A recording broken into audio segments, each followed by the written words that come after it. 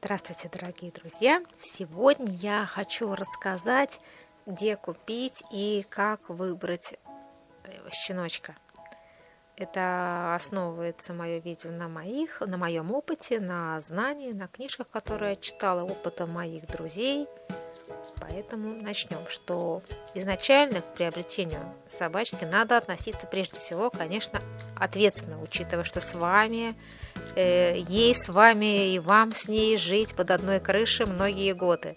Но радость от приобретения перевешивает те трудности, через которые, конечно, нужно будет пройти, потому что это умиление, это положительные эмоции, это смотреть, как собачка играет, развивается, чему-то учится.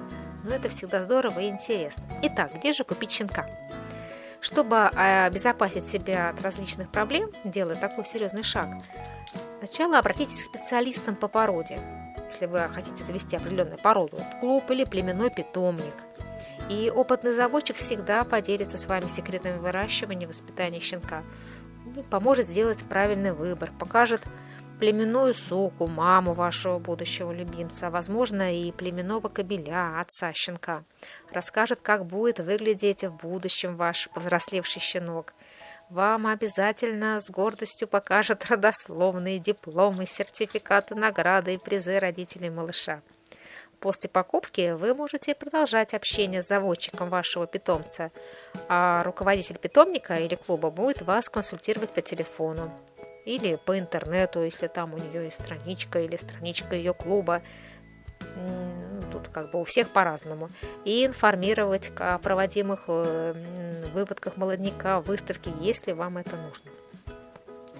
Покупая щенка на рынке или с рук, перехода грозит, конечно, различными неприятностями, потому что щенок может оказаться и со сломанной психикой, или больным, какими-то любыми проблемами. И потом это может отразиться на потомстве, если вы что-то тоже в этом направлении планируете. А может случиться и такое, что, созвонившись с заводчиком, вы, так сказать, с замиранием сердца отправляетесь к нему за щенком.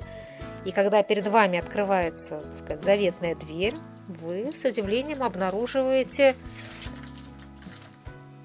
грязное помещение, пахнущее псиной, куда выходить-то не хочется, какие-то, не знаю, клетки, в которых на квадратный метр, 20 щенков, неприглядного вида собаки сидят по углам. И все-таки от покупки щенка в таком месте лучше отказаться, потому что в антисанитарных условиях щенки не могут, конечно, расти здоровыми. Обратите внимание на вольер, где содержатся щенки. Там обязательно должна быть идеальная чистота. Мне, когда я забирала Кити, приходила заводчица, даже, скажем так, проспиртовала руки, обработала их, хотя я их помыла в ванной. Но, тем не менее, тоже мне это понравилось. Итак, с чего же начать? Начинать нужно с общего вида всех щенков помета. Естественно, малыши должны быть активными, игривыми, энергичными. Уши должны быть чистыми, без неприятного запаха, без признаков покраснения. Глаза ясными, веселыми, без подтеков. Потому что подтеки это может какая-то быть аллергия уже с раннего детства. Из пасти должен быть приятный запах, шерсть блестящая, кожа должна быть чистой. И здоровый щеночек передвигается без усилий, равномерно распределяя свой вес на все 4 лапы и не хромает. Иногда у щеночков бывает пупочная грыжа. Это в области пупка, то место, где было соединено с пуповиной, такая припухлость. Но вопрос, стоит ли опасаться этого? Как же поступить, если у щенка, который вам понравился, имеется грыжа? Хочу вам сказать, что в большинстве случаев, наверное, во всех, если щенок очень хороший, во всем остальном устраивает, то не стоит от него отказываться, потому что заводчик всегда пойдет на уступку в цене в счет операции. Операция это несложная и не влияет впоследствии на здоровье собаки, но если с грыжами, да еще и с большими весь помет, а не 1-2 щенка, все-таки стоит поискать себе собаку в другом месте, так как здесь, вероятно, имеет место плохая наследственность, а иногда может быть и без ответственности заводчика. И щенку можно подшить ее после 1,5 месяцев. Также осмотрите зубы щенка. В 1,5 месяца у него должны быть в полном комплекте резцы. Это 6 сверху и 6 внизу. И клыки. Это 4 по одному с каждой стороны от резцов. Очень часто пишут, что у собаки все хорошо, прикус ножницы. Что же такое этот самый прикус ножницы? Ножницеобразный прикус. Это когда верхние резцы хорошо накрывают нижние, но их внутренняя сторона не прилегает к внешней поверхности, образует небольшой зазор, примерно в толщину зуба. Вот, скажем так, и есть вот прикус ножницы, чтобы вы там понимали, а есть бульдоги, которые вот бульдожий прикус, да, когда верхние зубки, вот эти вот резцы не перекрывают нижние, а скорее наоборот, нижние переходят вперед. Так, не забывайте уделить внимание характеру щенка, потому что уже к месячному возрасту у каждого щенка в помете можно различить свой индивидуальный характер. Одни агрессивные, другие упрямые, другие прожорливые, добродушные, кто-то более игривый. Иногда даже есть, можно понять, говкучий или не говкучий. То есть все уже имеют свой характер. И щенку с хорошей нервной системой всегда интересны новые люди. То есть он с удовольствием идет на руки и целуется.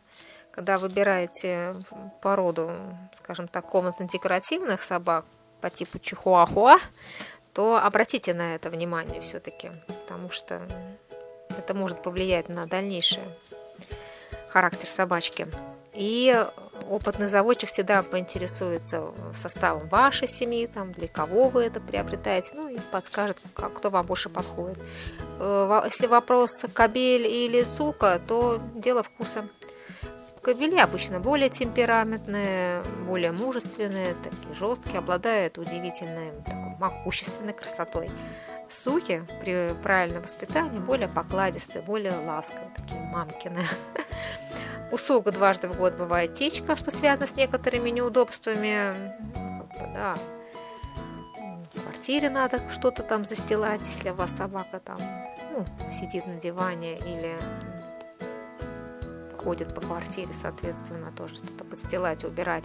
А у кобелей на прогулке могут улизнуть за текущий сок, и надо тоже быть к этому очень внимательным, потому что знаю такие случаи, когда кобель бежал за текущей сукой, слава богу, закончилось все хорошо в итоге. Кобелю для прогулки требуется намного больше времени, пока он не пометит каждый угол и не освободит полностью мочевой пузырь. И еще момент. Если вы решили приобрести щенка старше 5-месячного возраста, то не забудьте проверить состояние его психики. И для этого попросите заводчика в вашем присутствии вывести щенка на улицу, надев на него ошейник и с поводком. И обратите внимание на поведение малыша, на его реакцию, на проходящих мимо людей, собак, подъезжающих машин. Если с щенком не гуляли, вы поймете сразу. И на самом деле это очень важно, потому что иногда, когда собака настолько не социализирована и боится шумов и всего мира вокруг, то не решить эту проблему без кинолога и зоопсихолога. Поэтому подойдите со всей ответственностью, и вы получите умного и здорового друга. Если щенок вам понравился, то договоритесь с заводчиком о том, в каком возрасте вы будете его забирать. В нашей стране официально можно продавать щенков после актировки. Кто не знает, актировка – это такое обследование с целью контроля за племенным разведением собак. И клеймение, проводимого не ранее 45 дней, хотя некоторые заводчики стараются избавиться от щенков уже в месяц. Подумайте, нужен ли вам щенок от такого заводчика. Потому что во всем мире щенки начинают распродаваться не ранее 80 недель, так как считается, что более раннее разлучение с матерью и однопометниками может привести к нарушению психики. Так, забирая щенка, вы должны получить от него необходимые документы. Это в первую очередь щенячья карточка, который содержит дату рождения щенка, кличку собаку, кличку его родителей, фамилия и адрес заводчика.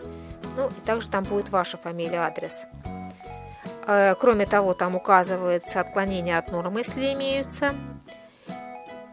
А после прохождения щенком выставки и получения описания квалифицированного эксперта, щенячья карточка меняется на родословную, если вам это надо, если вы будете вставлять собаку. И родословная является своеобразным паспортом собаки и дает право на участие в официальных мероприятиях и разведении. Опять-таки, тоже если вам это надо.